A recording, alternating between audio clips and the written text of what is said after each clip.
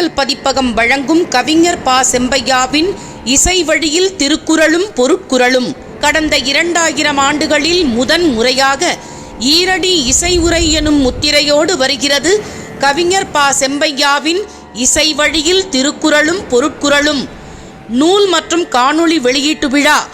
மாண்புமிகு சு. திருநாவுக்கரசர் MP அவர்கள் தலைமையில் மாண்பமை நீதியரசர் ரா. சுரேஷ்குமார் அவர்கள் நூல் வெளியிடுகிறார்கள். தமிழ் பேரறிஞர் கம்பபாரதி இலங்கை ஜெயராஜ் அவர்கள் பெற்றுக்கொண்டு சிறப்புரையாற்றுகிறார்கள். திரு வே. பொன்ராஜ், திரு ராஜாராம் IAS இணைந்து காணொளி வெளியிடுகிறார்கள். துளிர் அக்ரோஃபீல்ஸ் PM விஜயகுமார் அவர்கள் பொருட்குறள் YouTube சேனலை துவக்கி வைக்கிறார்கள். இடம் டி. நகர் சர் PT தியாகராயர் கலையரங்கம். நாள் 29/12/2023 வெள்ளிக்கிழமை மாலை 5 மணி அளவில் நடைபெறுகிறது. அனைவரும் வருக, விழாவினை சிறப்பித்து தருக. வேலுடையார் கல்வி நிறுவனங்களின் தலைவர் திரு S. கமலநங்கை அம்மா அவர்களை அன்புடன் பேச அழைக்கிறோம். இந்த திருக்குறள் சபைக்கு என்னோட முதன்மையான வணக்கத்தை தெரிவிச்சுக்கிறேன். இங்கே உள்ள ஆன்றோர் பெரியவர்களுக்கும் எதிரில் உள்ள ஆன்றோர் சான்றோர்களுக்கும் என்னோட வணக்கத்தை தெரிவிச்சுக்கிறேன். எனக்கு ரொம்ப பேச தெரியாது, இருந்தாலும் என் தியாகபாரியினுடைய சகோதரிங்கிறனால நீங்கள் பேச வந்திருக்கேன். அதோடு இல்லாமல் செம்பையா என்னோட பள்ளி தோழன். அதனால் செம்பைக்காவுக்கு நான் ரொம்ப நாளாக பார்க்கணும்னு நினச்சிட்டு இருந்தேன். 1976 நாங்கள் ஒன்றா சந்தித்ததுக்கப்புறம் இன்றைக்கி தான் இவ்வளோ பெரிய ஒரு மேடையில் என்னோடய பள்ளி தோழனை நான் சந்திப்பேன்னு நான் எதிர்பார்க்கவே இல்லை. அதாவது நான் அப்போதான் நினச்சிட்டு இருக்கேன், எப்படி இந்த செம்பையா நம்ம பார்க்குறது அப்படின்னு. எல்லா பள்ளி தோழர்களையும் நம்ம ஞாபகம் வச்சிட்டு இருக்கிறதெல்லாம் இல்லை. ஆனால் செம்பையா அப்போ நான் படிக்கும்போது நாங்கள் 3 பேர் தான் போட்டி போடுவோம். அப்போ ஒவ்வொரு தடவையும் மார்க் விஷயத்தில் 1 மார்க் கூட நாங்கள் 2 பேரும் விட்டு கொடுக்க கூடாதுங்கிற அந்த அளவில் 3. அதை நேற்று கேட்கும்போது எனக்கு உண்மையிலே ரொம்ப சந்தோஷம். நம்ம எப்போ கவனிப்போம்னு இப்போ இப்படி ஒரு சந்திப்பு செஞ்சுமே என் மனசளவில் ரொம்ப ரொம்ப சந்தோஷமாக இருக்குது. வாங்க அந்த இது கொடுங்க, இன்னொன்று கொடுக்கணும். செம்பையா நீடூழி வாழ்ந்து நல்லா இன்னும் பல கவிதைகளை ஏற்றி பெரிய அளவில் வரணும்னு வேண்டிக்கிறேன். எல்லாருக்கும் நன்றி, வணக்கம். அருமையாக தோழமையை பற்றி நிரூபித்து விட்டார் அம்மா அவர்களுக்கு நன்றி. அவரை தொடர்ந்து மாண்புமிகு உறுப்பினர் தமிழ்நாடு லோக ஆயுக்தா முனைவர் மு. ராசாராம் ஓய்வு பெற்ற IAS அவர்களை புத்தகத்தை பற்றி பேச அன்புடன் அழைக்கிறோம். ஐயா, பெருமதிப்பிற்கும் பேரன்புக்கும் உரிய மேனாள் அமைச்சர் பெருந்தகை அவர்களே, மாண்புமிகு நீதியரசர் அவர்களே, தமிழ் பேரறிஞர் இலங்கை ஜெயராஜ் அவர்களே, இம்மேடையில் அமர்ந்திருக்கக்கூடிய ஆண்டோர்களே, சான்றோர்களே, இன்றைய விழா நாயகர் திரு செம்பையா அவர்களே, உங்கள் அனைவருக்கும் என் வணக்கம். இங்கு சென்றுள்ள நமது அப்துல் கலாம் அவர்களுடைய ஆலோசகர் திரு பொன்ராஜ் அவர்கள் சொன்னார்கள், தமிழ்நாட்டில் பிறந்தவர்கள் 35 குறளுக்கு மேல் தெரியவில்லை, வாஷிங்டன்லேருந்து வந்தவர் எளிமையான குறளை தந்து விட்டார், பொருள் தந்து விட்டார் என்று சொல்லி பாராட்டி சென்றார். தமிழினுடைய அருமை நமக்கு தெரியவில்லை என்று சொன்னார். உண்மைதான். உலக மொழிகளில் மிக மூத்த மொழி தமிழ் மொழி. தொன்மையான மொழிகள் 7, அவற்றின் முதன்மையான மொழி தமிழ் மொழி. ஒரு அமெரிக்க தொல்லியல் நிபுணர் சொல்கின்றார், உலகில் அனைவரும் ஒரு மொழி பேசிய போது பேசப்பட்ட மொழி எதுவாக இருக்கலாம் என்று ஆராய்ச்சி செய்து பார்த்தால் அது தமிழாக இருக்கலாம் என்று சொல்கின்றார். அப்படிப்பட்ட ஒரு பெருமைக்கு சொந்தக்காரர்கள் நாம். அவர் அதற்கு எடுத்துக்காட்டாக அவர் ஆராய்ச்சி செய்வதில் எடுத்துக்கொண்ட முதல் அந்த நூல் தொல்காப்பியம். தொல்காப்பியம் தமிழின் முதல் நூல் என்று சொல்லப்படுகின்றது. தொல்காப்பியம் ஒரு இலக்கண நூல். இலக்கண நூல் வந்திருந்தால் அதற்கு முன்பாக இலக்கியம் தோன்றிருக்க வேண்டும். அப்படி என்றால் தமிழில் பல நூல்கள் அதற்கு முன்பாக வந்திருக்கின்றன, ஆனால் காலத்தால் அழியப்பட்டு விட்டது, கிடைக்கவில்லை என்று சொல்கின்றார்கள். அப்படிப்பட்ட சிறப்பு வாய்ந்த ஒரு மொழி தமிழ் மொழி. அந்த சிறப்புக்கெல்லாம் முத்தாய்ப்பாக அமைந்திருப்பது திருக்குறள். தமிழ் தந்த கொடைகளில் தலை சிறந்த கொடை திருக்குறள். உலக இலக்கியங்களில் தலை சிறந்த நூல் திருக்குறள். அப்படிப்பட்ட நூலுக்கு ஒரு சிறந்த எளிய நடையில் இனிய முறையில் கவிதை வடிவில் அழகாக இங்கே வடிவமைத்திருக்கின்றார். அப்படிப்பட்ட ஒரு நூலுக்கு ஆக்கமும் ஊக்கு தந்தவர்கள் பலர். அதில் முதன்மையாக திகழ்பவர் நமது மாண்புமிகு முன்னாள் மத்திய அமைச்சர், வானத்தை போன்ற மனம் படைத்தவர் திரு திருநாவுக்கரசு ஐயா அவர்கள். அவருக்கு எனது மனமார்ந்த பாராட்டுக்கள், நன்றிகள். எனக்கும் திரு செம்பையா அவருடைய பணியில் ஒரு சில பங்கெடுத்துக் கொள்ளக்கூடிய வாய்ப்பு கிடைத்தமைக்காக நான் மிக்க மகிழ்ச்சி அடைகின்றேன். உலக அதிசயங்களில் 8வது அதிசயம்தான் இந்த திருக்குறள் என்று சொன்னால் அது மிகையாகாது. உலகில் உங்களுக்கெல்லாம் தெரியும், கிரெம்ளின் மாளிகையில், ரஷ்யாவில் உள்ள கிரெம்ளின் மாளிகையில் உலகமே அழிந்தாலும் அழியக்கூடாத பொருட்கள் சிலவற்றை எடுத்து பூமிக்கடியில் பாதுகாப்பாக வைத்தார்கள். அப்படிப்பட்ட ஒரு ஒரு ஒரு பொருள் அதுதான் திருக்குறள். அப்படிப்பட்ட திருக்குறளுக்கு சொந்தக்காரர்கள் நாம். அதற்கு பெருமை சேர்த்தவர்கள் பலர், அணி சேர்த்தவர்கள் பலர். அப்படிப்பட்ட பலரில் முதன்மையானாக திகழ்கின்றார் நமது செம்பையா அவர்கள். அவள் ஆள் போன்று தலைத்து அருகு போன்று வேறு ஒன்றி எக்காலத்தும் சிறப்பாக செயல்பட்டு வாழ வேண்டும். தனது உடல், பொருள், ஆவி அனைத்தையும் தந்து இந்த நூலை உருவாக்கியிருக்கின்றார். அவர் மென்மேலும் பல்வேறு சிறப்புகளை பெற வேண்டும். தமிழக அரசுடைய விருது கிடைக்க வேண்டும். இந்த நூல் தமிழ் பள்ளிக்கூடங்களில் மட்டுமல்ல, அனைத்து இல்லங்களும் விளங்க வேண்டும் என்று கேட்டுக்கொண்டு இந்த வாய்ப்பு தந்த அனைவருக்கும் நன்றி கூறி விடைபெறுகின்றேன். நன்றி, வணக்கம். அடுத்து சென்னை உயர்நீதிமன்றம் மாண்புமை நீதியரசர் இரா சுரேஷ்குமார் அவர்களை பேச அன்புடன் அழைக்கிறோம். திருக்குறளும் பொருட்குறளும் என்கின்ற ஒரு அற்புதமான திருக்குறள் உரை நூலை வெளியிட்டிருக்கின்ற இந்த அற்புதமான நிகழ்ச்சிக்கு தலைமையேற்று நல்லதொரு உரையாற்றி அமர்ந்திருக்கக்கூடிய எனது அன்பிற்கும் மரியாதைக்கும் உரிய மத்திய மாநில அமைச்சர், திருச்சிராப்பள்ளி நாடாளுமன்ற உறுப்பினர், அன்பிற்குரிய மூத்த சகோதரர் திருநாவுக்கரசர் அவர்களே, இந்த நூலினுடைய பிரதியை பெற்றது மாத்திரமல்லாமல் இந்த அரங்கம் முழுமையும் ஆவலோடு எதிர்பார்த்திருக்கின்ற உங்களுக்காக ஒரு நல்லதொரு சொற்பொழிவை நிகழ்த்துவதற்காக இலங்கையிலிருந்து இங்கே வந்து இந்த நிகழ்விலே கலந்து கொண்டிருக்கக்கூடிய தமிழ் பேரறிஞர் கம்பபாரதி ஐயா இலங்கை ஜெயராஜ் அவர்களே, உரையாற்றி அமர்ந்திருக்கக்கூடிய அன்பிற்கும் மரியாதைக்கும் உரிய முனைவர் பொன்ராஜ் அவர்களே, மேனால் இந்திய ஆட்சிப்படி அதிகாரி, இன்றைய லோக் ஆயுக்தாவினுடைய உறுப்பினர் அன்பிற்குரிய திரு ராஜாராம் அவர்களே, கவிஞர் செம்பையாவிற்கு எல்லா வகையிலும் துணையாக இருக்கக்கூடிய துளிர் அக்ரோஸ் ஃபீல்ட்ஸினுடைய தலைவர் திரு விஜயகுமார் அவர்களே, ஆய்வுரை நிகழ்த்தி அமர்ந்திருக்கக்கூடிய பேராசிரியர் முனைவர் அரங்க ராமலிங்கம் அவர்களே, உரையாற்றி அமர்ந்திருக்கக்கூடிய வழக்கறிஞர் காசிநாதன் அவர்களே, திரு செம்பையா அவருடைய குடும்பத்தாரே, உறவினர்களே, புதுக்கோட்டையிலிருந்து வந்திருக்கக்கூடிய தமிழ் சான்றோரே, கவிஞர்களே, சென்னை வாழ் புதுக்கோட்டை மாவட்டத்திலிருந்து வந்திருக்கக்கூடிய சென்னை வாழ் மக்களாகிய பெரியவர்களே, மற்றும் இந்த நிகழ்விலே தங்களுடைய சிறந்த பங்களிப்பை தந்து இந்த அரங்கம் முழுமையும் நிறைத்திருக்கக்கூடிய தமிழ் அன்பர்களே, பெரியோர்களே, உங்கள் அத்துணை பேரையும் வணங்கி மகிழ்கிறேன். இங்கே பேசிய திரு அரங்கலாமலிங்கம் குறிப்பிட்டதைப் போல திருக்குறளுக்கு ஏறத்தாழ 500 பேருக்கு, அவருடைய கணக்கு, திருக்குறளுக்கு 500 பேருக்கு மேல் உரை எழுதியிருக்கிறார்கள் என்று. நான் இந்த நூலிலே 2018 நம்முடைய சிலம்பொலியார் செல்லப்பன் அவர்கள் ஒரு வாழ்த்துரை வழங்கியிருக்கிறார்கள். அவர் பதிவு செய்திருக்கிறார், 2018 கொடுத்தது அது. இதுவரை 160க்கும் மேற்பட்டோர் உரை எழுதியுள்ளனர். ஒருவேளை அவருக்கு கிடைத்த கணக்கு போல் தெரிகிறது 160 பேர். ஆனால் நிச்சயமாக அது அதிகமாக இருக்கும் என்று நானும் கருதினேன். அதை உறுதிப்படுத்தி இருக்கிறார் அரங்கராமலிங்கம், 500க்கு மேல் என்று. அவருடைய கணக்கை தாண்டி இன்னும் எத்தனை பேர் உரை எழுதினார்களோ தெரியவில்லை, 1000 கூட இருக்கலாம். அநேகமாக இங்கே சொன்னதை போல 27க்கும் மேற்பட்ட மொழிகளிலே அது உலகம் முழுமையும் மொழிபெயர்க்கப்பட்டிருக்கிறது. பைபிளுக்கு அடுத்தபடியாக அதிகமாக உலக மொழிகள் அனைத்திலும் மொழிபெயர்க்கப்பட்டிருக்கிறது. அப்படிப்பட்ட நூலுக்கு அநேகமாக ஒரு 500 1000 பேரோ உரை எழுதிய ஒரு இலக்கிய நூல் உலகத்தின் வேறு எந்த மொழிகளாக இருக்கிறதா என்று சொன்னால் நிச்சயமாக இருப்பதற்கு வாய்ப்புகள் இல்லை. நாம் அறிந்தவரை அப்படிப்பட்ட நூலெல்லாம் எந்த மொழியிலும் இருப்பதாக நமக்கு தெரியவில்லை.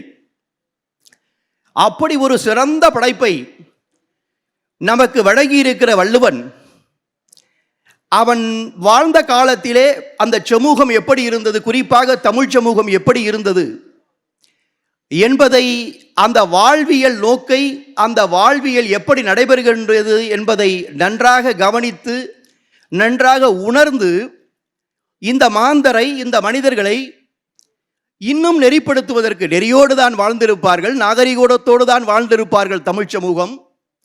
இருந்தாலும் இந்த தமிழ் சமூகத்தை மேலும் நெறிப்படுத்துவதற்கு நம்மால் இயன்றதை எதை செய்ய வேண்டும் என்று சிந்தித்ததன் விளைவாகத்தான் ஒருவேளை வள்ளுவன் இந்த உலக பொது மறை என்கிற பெயரிலே குறிப்பாக தமிழ் மக்களுக்காக, தமிழ் மாந்தருக்காக இதை வழங்கியிருக்கிறார் என்று நான் கருதுகிறேன். காரணம், 1330 குறள், 133 அதிகாரம் என்று போற போக்கிலே நாம் சொல்லிவிட்டு போகலாம். ஆனால் அந்த அதிகாரங்களை அவர் எப்படி படைத்திருக்கிறார், எந்தெந்த பாலிலே, அதில் எந்தெந்த பாயிரத்திலே அவர் எப்படியெல்லாம் அதை அமைத்திருக்கிறார் என்று பார்க்கின்ற பொழுது அவர் கடவுளை வணங்கித்தான் ஆரம்பித்திருக்கிறார். இன்னும் அந்த சர்ச்சை போய்கொண்டிருக்கிறது. இது அறநூல் தான், இது இறைநூல் இல்லை என்கிற சர்ச்சை பன்னெடுங்காலமாக போய்கொண்டிருக்கிறது. நான் ஏற்கனவே 2-3 இடங்களிலே பேசும்போது சொன்னேன், பலர் சொல்லியிருக்கிறார்கள். அரங்கராமலிங்கம் அவர்கள் அதை பற்றி ஒரு ஆய்வாக ஒரு நூலே வெளியிட்டிருக்கிறார், இது ஒரு இறைநூல் என்று. அவர் ஆரம்பிக்கின்ற முதல் குறளிலேயே கடவுள் வாழ்த்து சொல்லித்தான் ஆரம்பிக்கிறார். அதற்கு பிறகு எங்கெல்லாம் கடவுளை சொல்ல முடியுமோ அங்கே சொல்லியிருக்கிறார். கடவுள் என்கிற வார்த்தை வேண்டுமானால் சொல்லாமல் இருக்கலாம், இறைவன் என்றும் தெய்வம் என்றும் அவர் அந்த சொல்லை பயன்படுத்தித்தான் நிறைய குறளை படைத்து காட்டியிருக்கிறார். அப்படி கடவுளை வணங்குதல், கடவுளை வணங்குவதற்கு பிறகு இந்த உயிர்கள் எல்லாம் இருக்க வேண்டும் என்று சொன்னால் உயிர்களுக்கு என்ன வேண்டும்? உணவு வேண்டும். உணவு எப்படி உற்பத்தியாகும்? நீர் வேண்டும். நீரை தருவது எது? வான்மழை. உடனே வான் சிறப்பை பாடுகிறார், பெரிய மூத்தவர்களை பாடுகிறார். அடுத்து இந்த நூலை நான் எதற்காக எழுதுகிறேன் என்கிற நோக்கத்திற்காக அறனை வலியுறுத்துகிறார். அறத்தை வலியுறுத்துவதற்காகத்தான் இந்த நூலை நான் படைக்கிறேன் என்று வள்ளுவர் சொல்வதற்காகத்தான் அரண் வலியுறுத்தலையும் சொல்கிறார். அதிலே நீங்கள் பார்த்தீர்கள் என்று சொன்னால், இல்லறவியல், ஒரு மனிதன் தன்னுடைய வாழ்க்கையை, ஒரு இல்வாழ்க்கையை எப்படி தொடக்க வேண்டும் என்பதை வரிசைப்படுத்தி பாடியிருக்கிறார். திருக்குறளை முழுமையாக படித்து பார்த்தவர்களுக்கு தெரியும். இதுவரை படித்து பார்க்கவில்லை என்று சொன்னால் இப்பொழுது போய் நீங்கள் படித்து பாருங்கள், இந்த நூலை வாங்கி படித்து பாருங்கள். எதை வேண்டுமானாலும், திருக்குறளுடைய யாருடைய உரை வேண்டுமானாலும் நீங்கள் படித்து பாருங்கள். ஒரு மனிதன் வாழ வேண்டும் என்று சொன்னால் அவன் குடும்ப வாழ்க்கையிலே வாழ வேண்டும், அவன் இல்வாழ்க்கையை வாழ வேண்டும் என்று சொன்னால் அது இல்வாழ்க்கையிலே துவங்கி அது வாழ்க்கை துணைநிலையத்திலிருந்து மக்கட்பேரிலிருந்து ஒவ்வொன்றாக போய்கொண்டிருக்கும். அதிலே இல்லறவியலிலே அவர் ஒரு அதிகாரத்தை படைத்திருக்கிறார். அது நடுவு நிலைமை என்கிற அதிகாரம். இந்த நடுவு நிலைமை என்கிற அதிகாரத்தை அவர் ஏன் இல்லறவியலே படைத்தார் என்று கூட எனக்கு சந்தேகங்கள் அப்பொழுது வருவது உண்டு. ஏனென்று கேட்டால், இந்த நடுவு நிலைமையிலே இருக்கக்கூடிய குறளை அடிக்கடி நாங்கள் சார்ந்திருக்கக்கூடிய நீதித்துறையிலே பலர் கோடிட்டு காட்டுவார்கள். சமன் செய்து சீர்தூக்கும் கோல் போல் போன்ற அந்த குறளை எல்லாம் பலர் கோடிட்டு காட்டுவார்கள். அது என்னவென்று சொன்னால், அந்த துலாக்கோல் தவறாமல் நீதி வழங்க வேண்டும் என்று நீதிபதிக்கு சொல்லி இருக்கிறார் திருவள்ளுவர் என்று சொல்லுவார்கள். அது நீதிபதிக்கு மாத்திரம் சொன்னதல்ல. நீதிபதிக்கு சொல்ல வேண்டும் என்று சொன்னால் அது அரசியலிலேயோ அங்கவியலிலேயோ எங்கோ ஒரு இடத்திலே அவர் சொல்லி இருக்கலாம். அவர் இல்லறவியலிலே ஏன் கொண்டு போய் நடுவு நிலைமை வைத்தார் என்று சொன்னால், நடுவு நிலைமை என்பது மாந்தர்களாகிய பிறந்த ஒவ்வொருவருக்கும் இருக்க வேண்டிய குணம் என்பதை வலியுறுத்துவதற்காகத்தான் இல்லறவியலிலே அவர் நடுவு நிலைமையை வைத்தார். அதேபோல் அதை தாண்டி இப்ப இல்லறவியலே அப்படி வைத்தார். அதை தாண்டி பின்னால் போனீங்கள் என்று சொன்னால், துறவரவியலிலே ஒரு 2 அதிகாரம் நான் அதை அடிக்கடி சொல்லுவது உண்டு. ஒன்று புலால் மறுத்தல், இன்னொன்று கொல்லாமை. இந்த கொல்லாமை, புலால் மறுத்தல் 2 அதிகாரமும் நாம் எதற்காக திருவள்ளுவர் படைக்கிறார்? அப்படி என்றால் புலால் உண்ணக்கூடாதா, எந்த உயிரையும் கொல்லக்கூடாதா, நாம் உண்பதற்கு கூட கொல்லக்கூடாதா என்கின்ற கேள்வி வரும். அதை பிரித்து கொண்டு போய் துறவரவியல்லே வைக்கிறார் பாருங்கள். ஒருவேளை இப்படி கூட வள்ளுவர் நினைத்திருக்கலாம், ஒரு குறிப்பிட்ட காலம் வரை இல்வாழ்க்கையை வாழுகின்ற வரை, லௌகீக வாழ்க்கையிலே நீ ஈடுபடுகின்ற வரை உனக்கு இது போன்ற விஷயங்களில் இருந்து தவிர்த்து விட முடியாது, ஒரு குடும்பஸ்தனாக நீ தவிர்த்து விட முடியாது.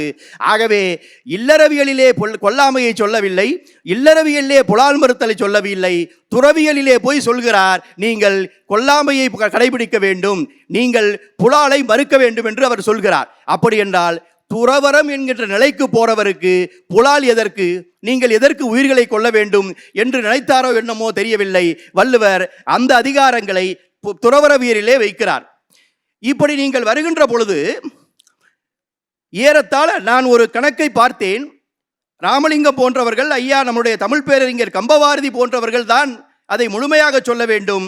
நான் பார்த்தவரை தனி மனித ஒழுக்கமும் தனி மனித பண்புகளும் தனி மனித ஒழுக்கம், தனி மனித பண்புகள் என்று திருவள்ளுவர் ஏறத்தாழ ஒரு 30க்கு குறையாத அதிகாரங்களை, என்னளவிற்கு நான் குறித்து வைத்த அதிகாரங்கள், இதையும் தாண்டி தனிமனித ஒழுக்கத்தை பற்றியும் தனிமனித பண்புகளை பற்றியும் நிறைய சொல்லி இருக்கிறார்.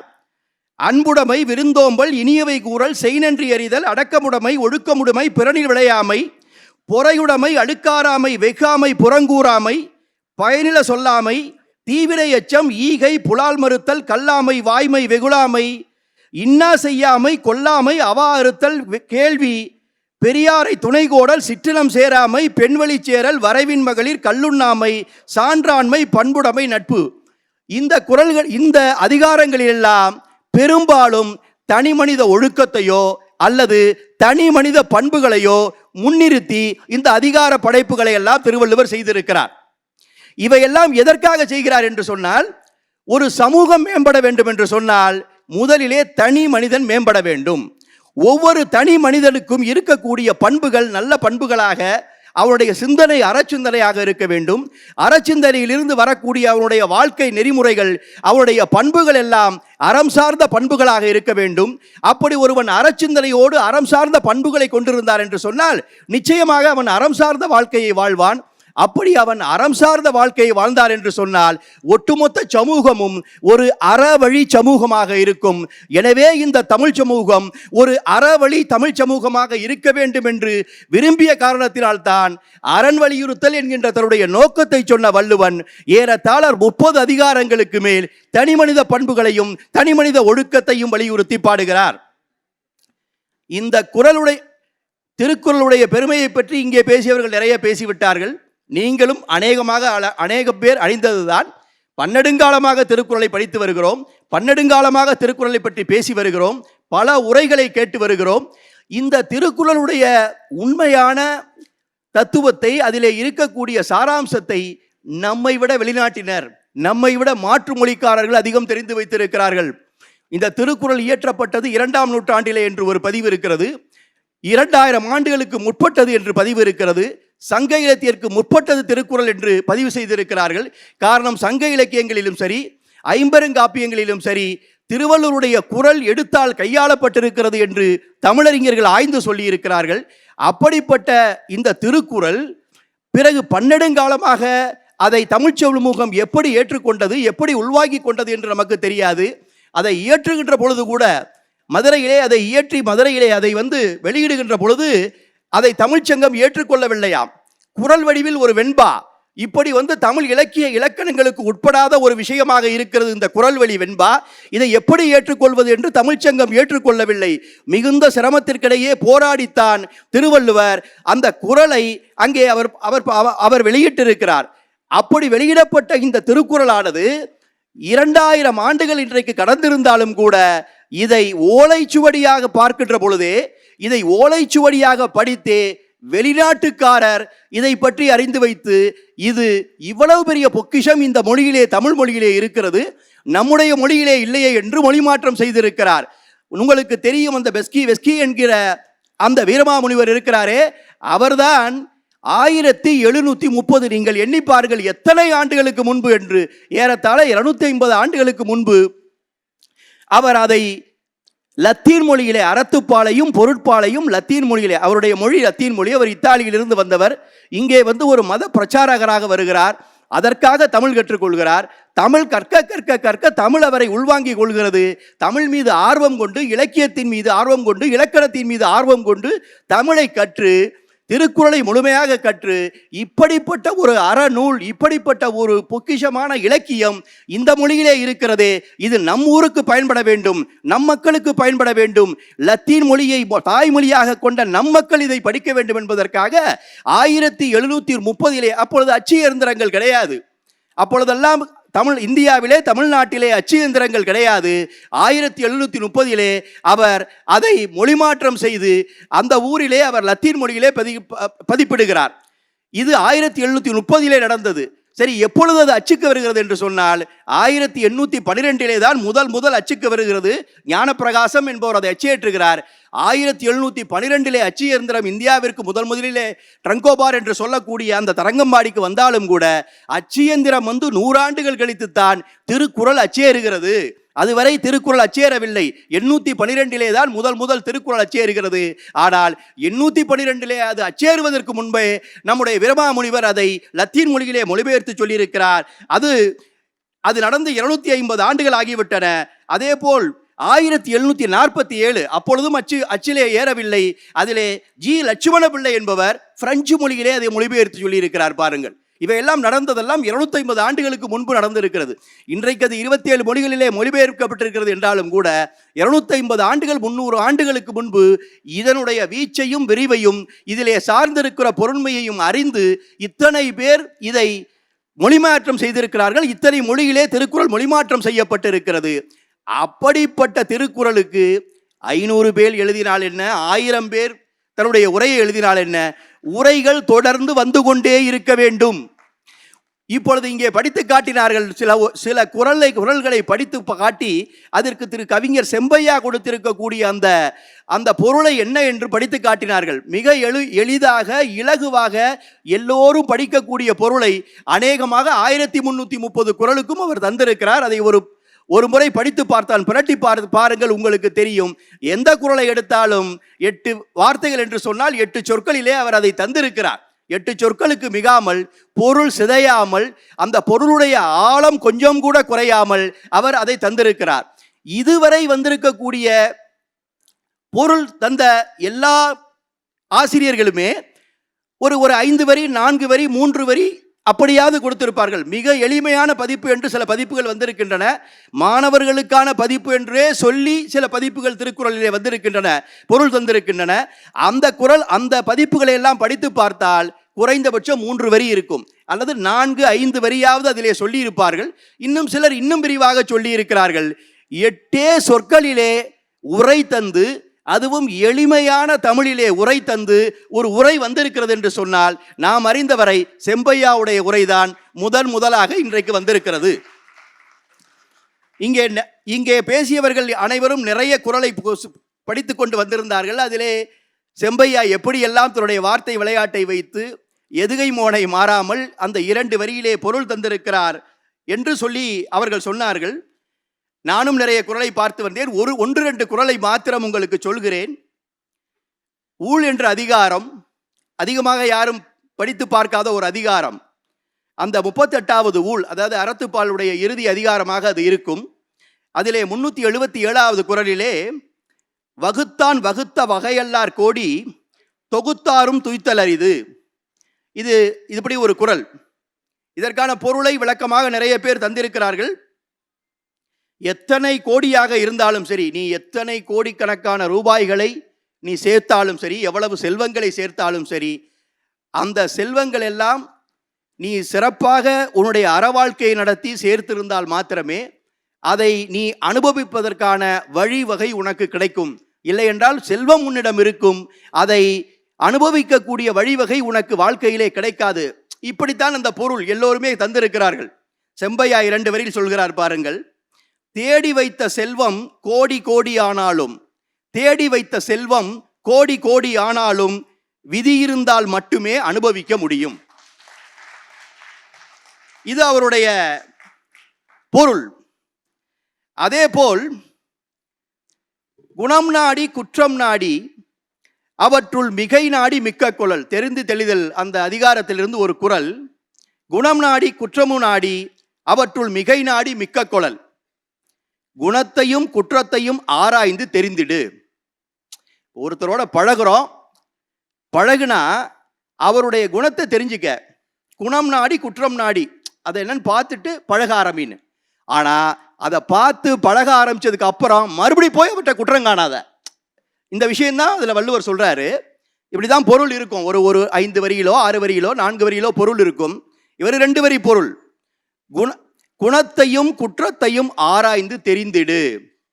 குணத்தையும் குற்றத்தையும் ஆராய்ந்து தெரிந்திடு, அவற்றுள் மிகுதியை வைத்தே தேர்ந்தெடு.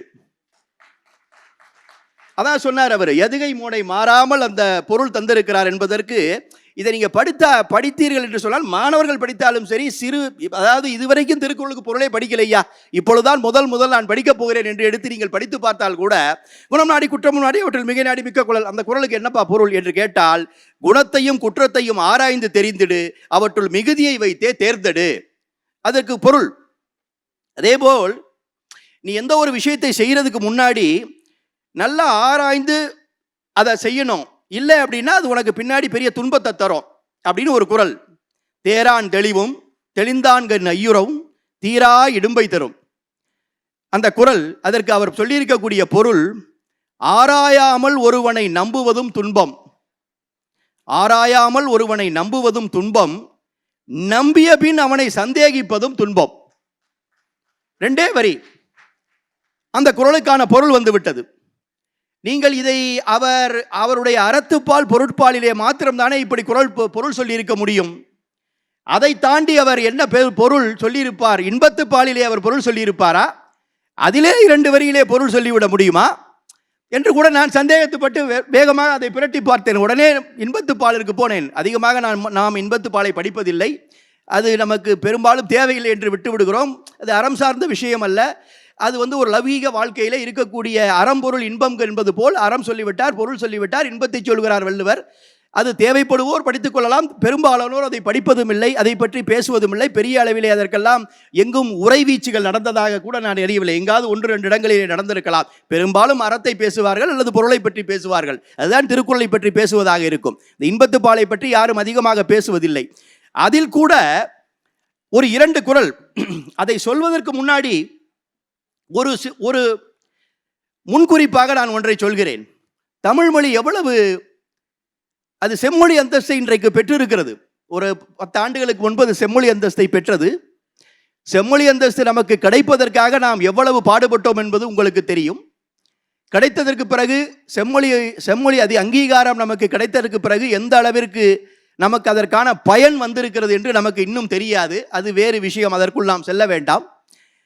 அப்படிப்பட்ட செம்மொழி, ஏன் இதற்கு செம்மொழி என்று பெயர் வந்தது என்று சொன்னால், இங்கே குறிப்பிட்ட எனக்கு முன்பே பேசிய நண்பர் அநேகமாக திரு ராஜாராம் அவர்கள் தான் சொன்னார்கள் என்று நினைக்கிறேன். தொல்காப்பியம் 2600 ஆண்டுகளுக்கு முன்பு வந்தது. தொல்காப்பியம் வருகின்ற பொழுது தமிழுக்கு இலக்கணம் வகுக்கப்படுகிறது. தமிழுக்கு இலக்கணம் 2600 ஆண்டுகளுக்கு முன்பு நாம் வகுத்தால் அப்பொழுது இந்த மொழி எவ்வளவு செம்மையுற்றிருக்க வேண்டும், அதற்கு முன்பு எத்தனை ஆயிரம் ஆண்டுகளுக்கு முன்பு இந்த தமிழ் மொழி உருவாயிருக்க வேண்டும் என்று பார்த்துக் கொள்ளுங்கள் என்று சொன்னார். உண்மை. ஏதோ 2600 ஆண்டுகளுக்கு முன்பு தொல்காப்பியம் எழுத உட்காருகின்ற பொழுது தொல்காப்பியம் எடுத்து இந்த மொழியை தயாரிக்கவில்லை. இந்த மொழி என்றோ தோன்றிவிட்டது. அது 5000 ஆண்டுகளா 10,000 ஆண்டுகளா நமக்கு தெரியாது.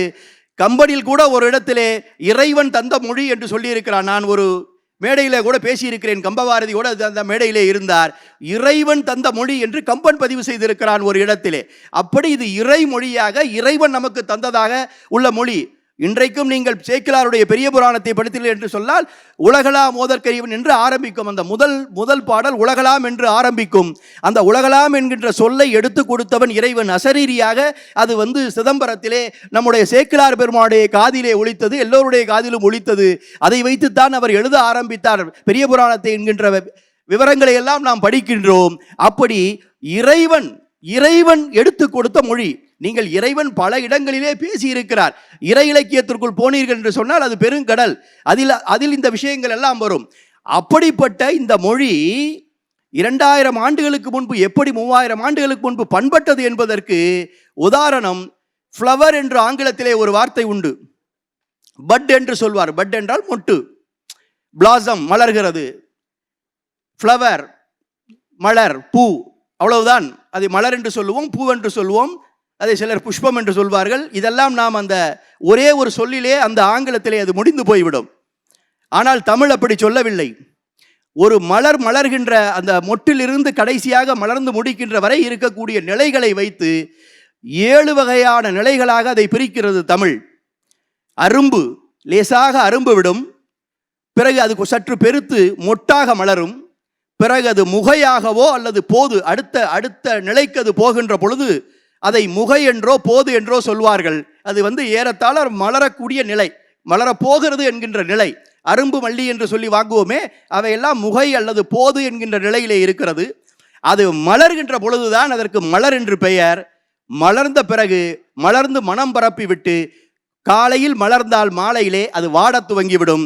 அப்படி வாடத் துவங்குகின்ற பொழுது அதற்கு அலர், அந்த நிலைக்கு பேர் அலர் என்று பெயர். நன்றாக வாடி விழுந்தது, வாடி வதங்கி விடும் என்று சொல்வார்கள். பூ வதங்கி போய்விட்டது என்று சொல்வார்கள். அதற்கு வி என்று பெயர். வதங்கிய மலர் கீழே உதிர்ந்து விடும். அது உதிர்ந்த மலர் செம்மல் என்று பெயர். இப்படி அரும்பு, மொட்டு, முகை, போது, மலர், அலர், வி, செம்மல் என்று ஒரு மலர்கின்றதை எத்தனை வகையாக பிரித்து தமிழ் சொல்லி இருக்கிறது என்பதை பாருங்கள். இப்படிப்பட்ட தமிழ் இந்த சொற்களை கூட எடுத்து நம்முடைய திருவள்ளுவர் கையாண்டிருக்கிறார். அது 1227வது குறள். அது இன்பத்துப்பாலிலே இருக்கிறது. பொழுது கண்டிரங்கள் என்கிற அந்த அதிகாரத்திலே இருக்கிறது. அதற்கும் செம்பையா பொருள் கொடுத்திருக்கிறார். காலை அரும்பி பகலெல்லாம் போதாகி, அந்த போது என்று சொன்னேன் அல்லவா, காலையிலே அது அரும்பும், பகலெல்லாம் போதாகி மாலை மலரும் இந்நோய். இதுதான் அந்த குறள். இதை செம்பையா அவர்கள் மொழிபெயர்த்து, செம்பையா தன்னுடைய நூலிலே அதற்கான பொருளை தந்திருக்கிறார். காலை அரும்பி பகலெல்லாம் போதாகி மாலை மலரும் இந்நோய். 1227வது குறள். அந்த குறளுக்கு அது காம நோய், காதல் நோயை பற்றி அவர் சொல்கிறார். அதற்கு 2 வரிகளிலே அவர் பொருளும் சொல்கிறார். காலையில் அரும்பாகி பகலில் பேரரும்பாகி. அந்த பேரரும்புங்கிற சொல்லாடலை இவர் கையாளுகிறார். காலையில் அரும்பாகி பகலில் பேரரும்பாகி மாலையில் மலர்ந்து மலராகிறது காமம். காலையில் அரும்பாகி பகலில் பேரரும்பாகி மாலையில் மலர்ந்து மலராகிறது காமம். இதுதான் அதற்கான பொருள். அதேபோல் அந்த இன்பத்துப்பாலிலே இன்னொரு குறள், 1274வது குறள், முகை மொக்குள். அந்த முகை என்ற சொல்லை வள்ளுவர் பயன்படுத்துகிறார். அந்த முகை என்று சொல்ல விட நமக்கு முகை மொக்குள் என்று ஒரு சொல் இருக்கிறது. இதற்கு எப்படி நமக்கு பொருள் தெரியும்? ஒரு சாமானியன் எப்படி இதற்கு பொருள் காண முடியும்? ஒரு பள்ளி மாணவன் எப்படி பொருள் காண முடியும்? தமிழ் இலக்கியம் படிக்காத தமிழன் எப்படி இதற்கு பொருள் காண முடியும்? முகை மொக்குள் உள்ளது நாற்றம்போர் பேதை நகை மொக்குள் உள்ளதொன்றுண்டு. இந்த முகை மொக்குள், நகை மொக்குள், நாற்றம், இதற்கெல்லாம் எப்படி? நாற்றம் என்றால் நமக்கு பொருள் வேறு மாதிரியாக நமக்கு சிந்தனை வரும். நாற்றம் என்றால் அது ஒரு துர்நாற்றம். அதைத்தான் நாம் நாற்றம் என்று வழக்கிலே நாம் சொல்லிக் கொண்டிருக்கிறோம். முகை மொக்குள், முகை மொக்குள் என்றால் நமக்கு தெரியாது. நகை மொக்குள், நகை என்றால் சிரிப்பு என்று வேண்டுமென்றால் வைத்துக் கொள்ளலாம். நகை மொக்குள் என்று அவர் சொல்கிறார். இதற்கு பொருள் வேண்டும் என்று சொன்னால் செம்பையா பொருள் சொல்கிறார் பாருங்கள். பூ மொட்டுக்குள் இருக்கும் வாசம் போன்று, பூ மொட்டுக்குள் இருக்கும் வாசம் போன்று புன்சிரிப்புக்குள் இருக்கும் காதல் உணர்வு.